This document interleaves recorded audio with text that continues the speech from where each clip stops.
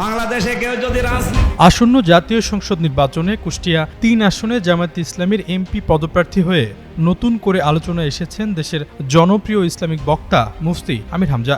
এরই মধ্যে দাঁড়িপাল্লা প্রতীকে নিজের বিজয় ছিনিয়ে নিতে ভোট যুদ্ধে নেমে পড়েছেন তিনি। কখনো বাইক শোডাউন, কখনো পদযাত্রা, নানা কৌশলে ভোটারদের দাঁড়িয়ে দাঁড়িয়ে যাচ্ছেন তিনি।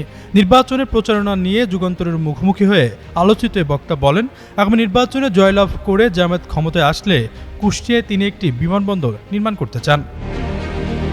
আলাপকালে জাতীয় রাজনীতি নিয়ে আমির হামজা বলেন, আগে রাজনৈতিক কর্মকাণ্ডে যুক্ত থাকার অভিজ্ঞতা না থাকলেও এমপি প্রার্থী হওয়ার পর থেকে বিভিন্ন সভা সেমিনারে অংশ নিচ্ছি।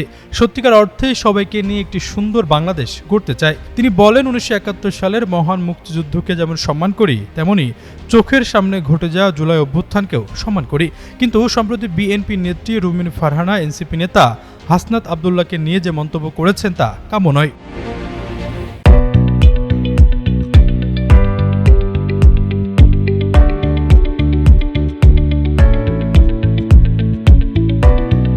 আলোচিত বক্তা দাবি করেন, জিয়াউর রহমানের আদর্শের সঙ্গে ব্যারিস্টার রুমিন ফারহানা, হাবিবুর রহমান হাবিব কিংবা সদ্য পদ স্থগিত হওয়া ফজলুর রহমানদের মিল খুঁজে পায় না।